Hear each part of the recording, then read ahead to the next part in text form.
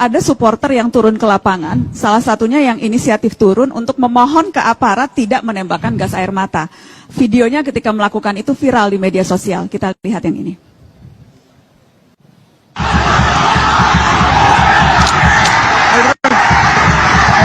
Pak, jangan sampai gas air mata, jangan kecil, Pak. Bola dikandani, Bro. Iya. Iya, saya keluar. Iya, saya keluar. Tahu jangan pikirin enggak? Iya, saya tahu. Ya, saya kasih tahu, Pak. Wes, jangan Leo. Iya, Pak. Jangan Leo. Yang mengambil video itu adalah Yohanes Prasetyo, dan Mas Yohanes ada di GBK saat ini di Mata Najwa. Mas Yohanes, terima kasih sudah bersedia datang ke GBK dari Malang. Sama-sama, terima kasih. Mas Yohanes, bisa cerita di video itu, jadi Anda turun ke lapangan, Anda spesifik inisiatif itu Anda lakukan kenapa, Mas Yohanes? Gini, Mbak, saya sebagai Aremania, waktu saya di tribun seperti ini, ya, tim kebanggaan saya kalah.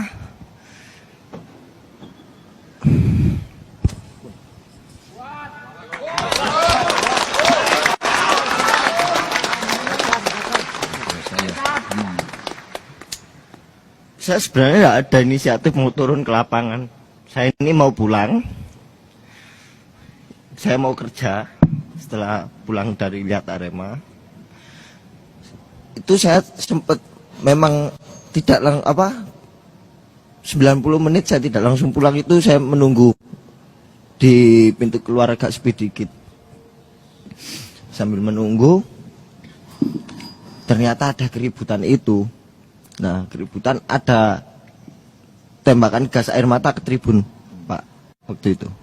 Ke tribun, itu kalau nggak salah sekitar tribun 6, kalau nggak tribun 7. Setelah itu, saya bergegas berdiri, saya mau keluar. Sebelum takutnya saya tambah tidak bisa keluar, tidak jadi kerja. Setelah itu ternyata saya terkena, Pak, terkena gas air mata. Yang saya rasakan mata saya perih, saya tidak bisa buka mata saya. Saya cuma mendengar saudara-saudara saya Aremania minta tolong. Anak kecil, Pak. Anak kecil minta tolong. Suara ibu-ibu itu minta tolong. Di situ yang membuat saya inisiatif mau turun ke lapangan. Masa Kiai sudah apa? Kiai sudah berproklamasi begini, kok masih dicurigai? Radikal. Apa-apaan itu?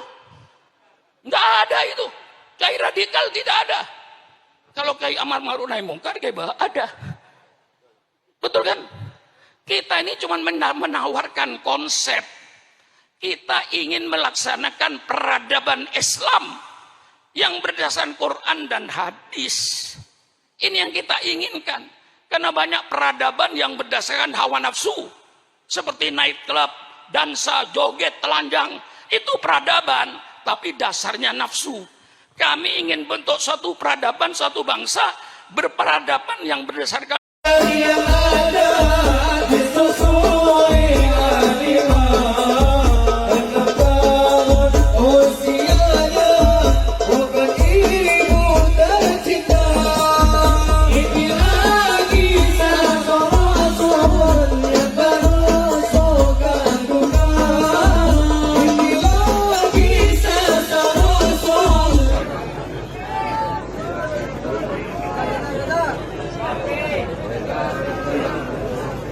hati-hati ada kereta.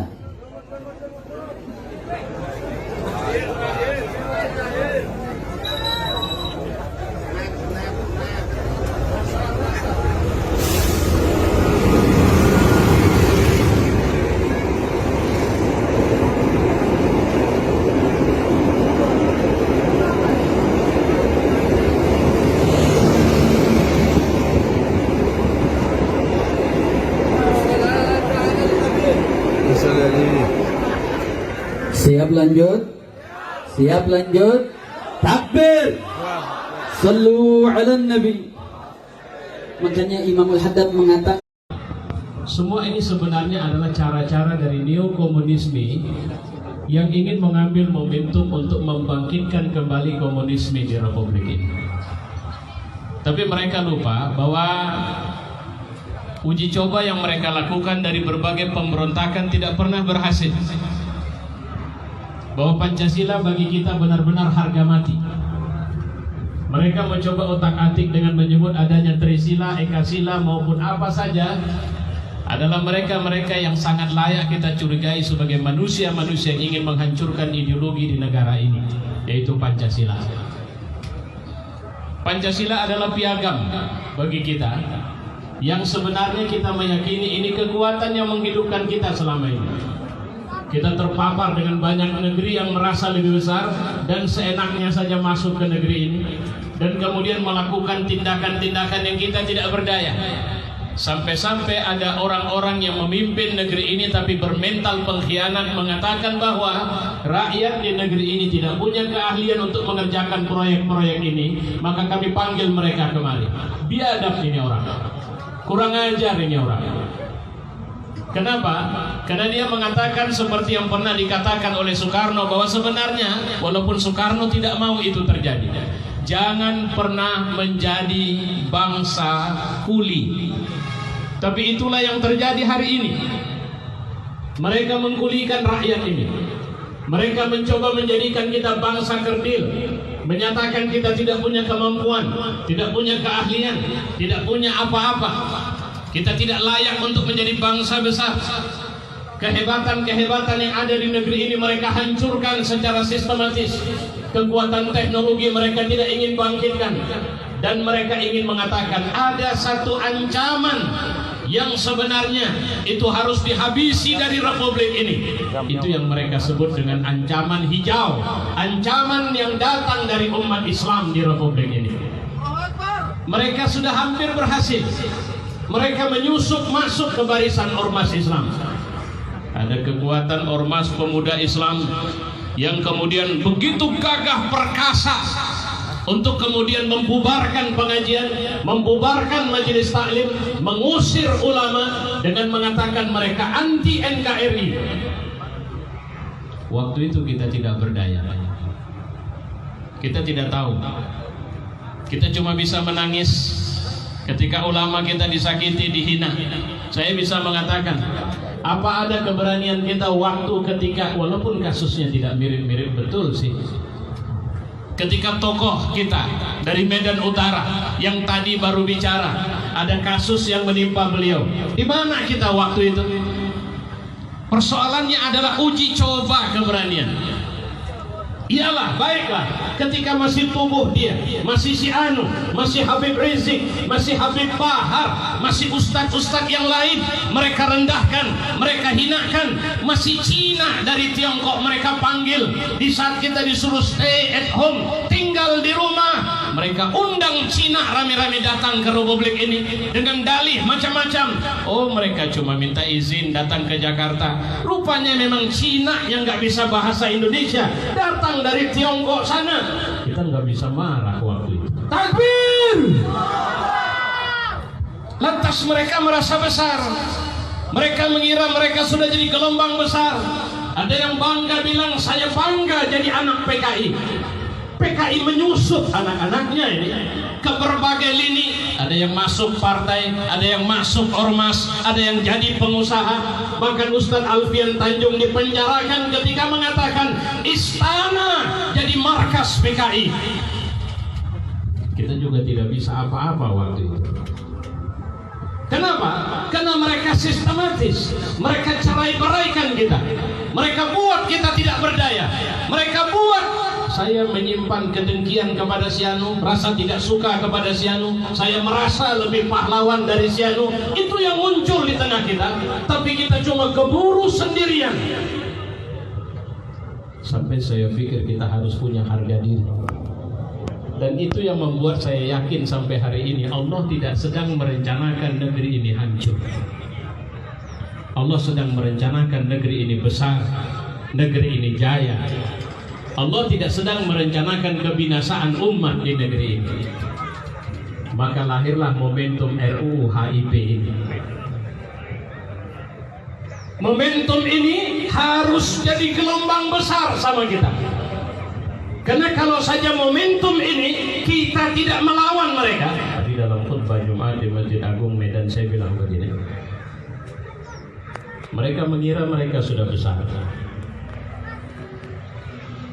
Dan hari ini kalau mereka mencoba melawan, maka mereka akan hancur dilabrak oleh air tsunami dari kemarahan orang-orang yang harga dirinya terletak pada Pancasila itu. Takbir! Siapapun mereka, berlindung di balik partai apapun mereka, mau berada di institusi manapun mereka, kalau mereka coba ganggu ideologi negara ini, maka mereka akan berhadapan dengan putra-putra pembela Pancasila yang pertama sekali. Takbir! Mereka akan berhadapan dengan putra-putra ulama yang dulu mereka coba habisi, mereka coba binasakan. Mereka akan berhadapan dengan rakyat pewaris dari tokoh yang kemudian telah hidup dan berkembang, dan sekarang mereka kita sebut sebagai pahlawan. Mereka akan melihat. Kalau pernah kita lihat satu film dulu, ada kalimat darah itu merah jenderal, maka kita akan tunjukkan kepada mereka, Anda mau lihat darah kami? Tapi jangan lupa, bukan darah kami yang tumpah. Kami akan tunjukkan bahwa benar memang darah kalian itu merah. Allahu Akbar. Saudara-saudara, ini demokrasi. Mereka majukan RUU HIP di tengah kita mengalami. Dari hasil rembuk rakyat itu, kami mengumumkan bahwa Partai Solidaritas Indonesia akan mencalonkan Pak Ganjar Pranowo sebagai calon presiden PSI di tahun 2024. Lu masa aku dipasang ke karo PSI ki sapa? Lu masa aku dipasang ke karo PSI ki sapa? PSSI kali. Dari hasil rembuk rakyat itu, kami mengumumkan bahwa Partai Solidaritas Indonesia akan mencalonkan Pak Ganjar Pranowo sebagai calon presiden PSI di tahun 2024. Lu masa aku dipasang ke karo PSI ki sapa? Lu masa aku dipasang ke karo PSI ki sapa? PSSI kali.